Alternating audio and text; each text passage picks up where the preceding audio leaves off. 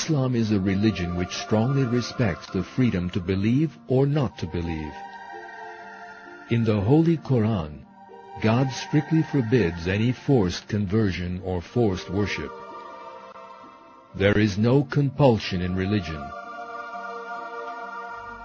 Thus, since the birth of Islam, true Muslims have always tolerated other religious communities, especially Jews and Christians. In the Holy Quran, they are referred to as the people of the book. The adherents of God's previous revelations, the Torah and the Gospels.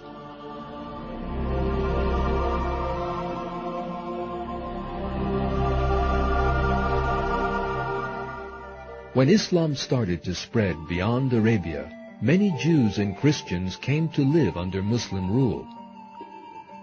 Muslims respected their faith. They protected their rights, freedoms, and sanctuaries. In the words of a Western historian, the old myth that the Arabs burst forth with the sword in one hand and the Quran in the other, offering the Mediterranean peoples either conversion or death, has long been discredited. In fact, the Arabs tolerated the religious practices of the Christians and Jews they conquered.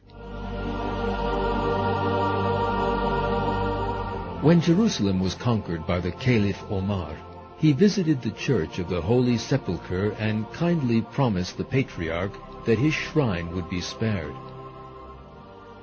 Today, this church, along with many others, stands peacefully around the Islamic shrine, the Mosque of Omar. In Jerusalem under Islamic rule, Muslims, Jews, and Christians were all free to worship in mutual respect. Le croyant se dirige vers le centre du monde. Et c'est au sens géographique et spirituel du terme, dire le centre du monde, c'est dire la Kaaba à la Mecque. Et tous les musulmans, là où ils se trouvent, se tournent vers le même centre.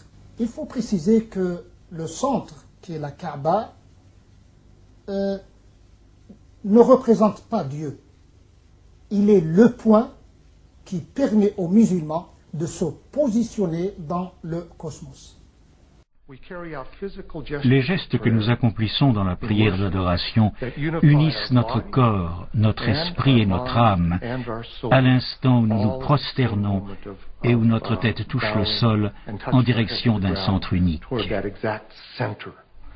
Existe-t-il un symbole d'unité plus puissant? Alors qu'il réside à Médine, Mahomet a une révélation enjoignant à ceux qui sont en prière de se tourner vers la Kaaba de la Mecque.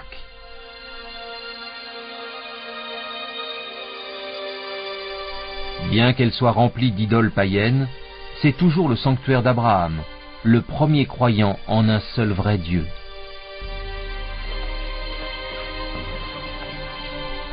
Mais alors même que les musulmans prient en direction de la Mecque, leurs ennemis se rassemblent en force. Leur but, éliminer les musulmans. En 630, la population terrifiée de la Mecque s'attend à être massacrée. L'armée de Mahomet est sur le chemin du retour, forte à présent de 10 000 hommes.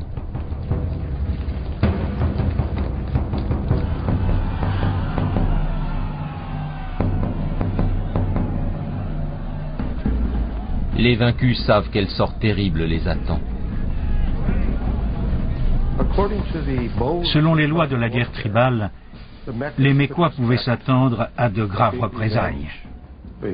Normalement, les hommes sont tués, les femmes et les enfants vendus comme esclaves.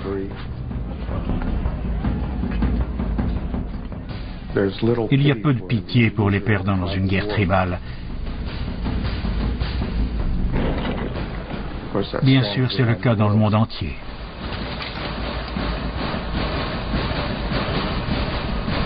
Mais Mahomet réserve une surprise à la ville conquise.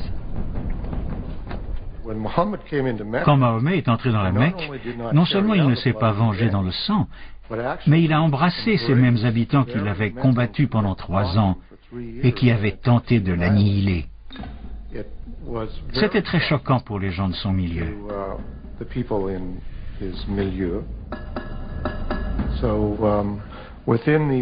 On trouve donc dans les fondations de la religion des épisodes d'une grande générosité, souvent des actes d'une gentillesse et d'une clémence extraordinaire.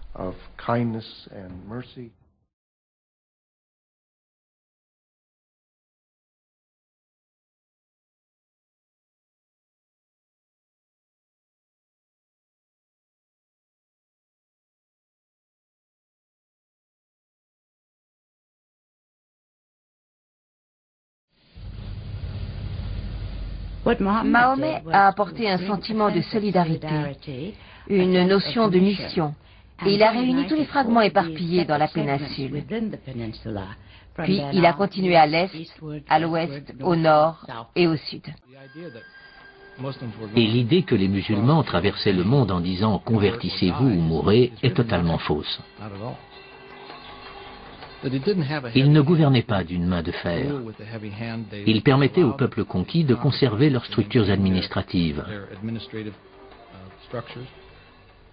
Ils permettaient aux chrétiens et aux juifs de conserver leurs lois religieuses et d'être gouvernés par elles.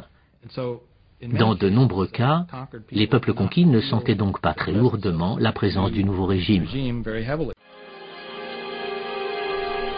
En Syrie, balayée par la conquête, les musulmans font leur prière du vendredi dans l'église Saint-Jean-Baptiste de Damas, tout en permettant à la congrégation chrétienne de continuer d'y tenir ses services du dimanche. Côte à côte, les deux religions partagent le même bâtiment, en paix.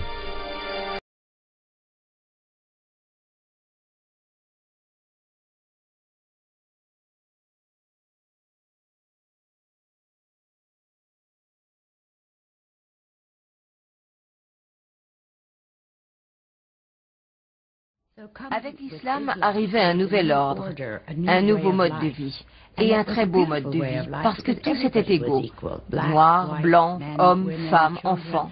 L'islam possédait ce type d'attrait universel qui a fait qu'il s'est répandu si rapidement.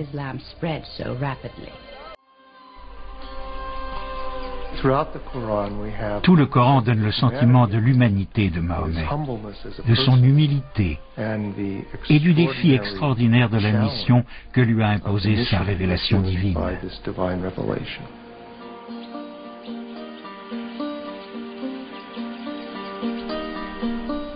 Avec l'accroissement de la communauté musulmane de Médine, naît une vie de simplicité dans la dévotion et le rituel. Un esclave abyssinien libéré, Bilal, est le premier à appeler les croyants à la prière dans la maison de Mahomet. Allahu Akbar, Allahu Akbar.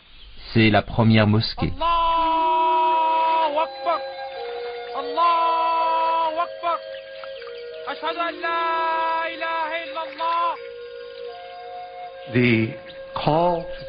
L'appel à la prière contient le premier pilier de l'islam, qui est l'affirmation de l'unité de Dieu. La ilaha illallah, cette belle phrase que de nombreux musulmans psalmodient dans leur tête ou à haute voix, pour se souvenir constamment de l'unité de Dieu et de l'unité de ce sur quoi on doit se concentrer dans nos vies.